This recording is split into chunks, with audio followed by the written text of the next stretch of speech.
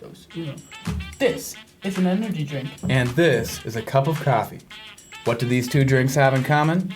Caffeine.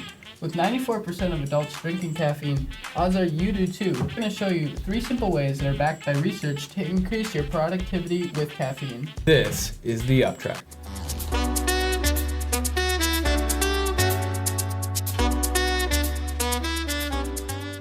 Caffeine works by stopping adenosine receptors. Adenosine receptors are the chemicals in the brain that tell your body when you're tired.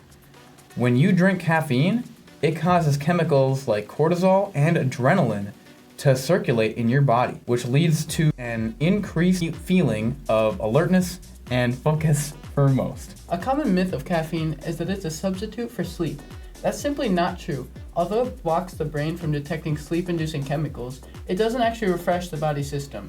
That being said, caffeine needs to be taken at certain times so it doesn't affect the natural sleep cycle negatively. That brings us to tip number 1. Research suggests that the best times to take caffeine are typically from 9 to 11:30 in the morning and between 1 to 5 in the afternoon. Taking it at these times means caffeine won't affect most people's natural sleep cycle. So what should you do after consuming caffeine? Well, it's different for everyone, but do you enjoy working out? Try caffeine. Do you have a test you need to study for? Try caffeine. For both of these cases, caffeine offers a great way to enhance focus and even improve your memory, according to Johns Hopkins University. So, our tip number 2 is to use caffeine in combination with your everyday activities. Using caffeine can improve your habits as well. Since caffeine should be taken at certain times, if you are an avid caffeine user, follow up your morning cup of coffee with a short 30-minute study session. If studying isn't applicable to you, try working out for a while. Not only does caffeine make these activities more fun, you can use your existing morning routine to add in a proactive activity that maybe you've been wanting to implement into your day. To recap on all of this, our 3 tips are to take caffeine in certain time frames, use caffeine between activities where focus or memorization are required, and use your daily caffeine intake routine to add a new productive habit into your day.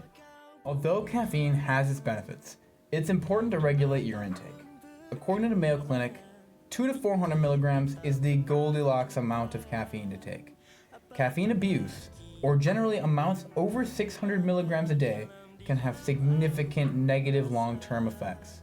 Some of these effects include sleeping disorders, anxiety issues, stomach acidity problems, and bone damage. If you struggle with caffeine abuse, you're not alone. Around 8% of caffeine users have trouble stopping. If you struggle with this issue, there's a simple research-backed method to manage your intake.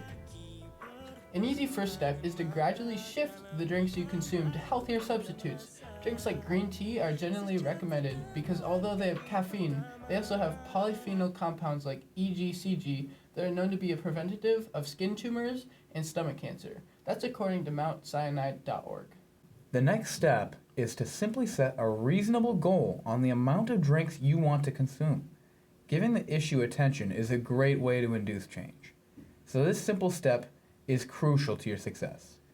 The last thing that can help in your journey to stop caffeine abuse is to track how many drinks you drink per day. Once you get to this point, you can begin tracking your progress and reducing the amount you drink.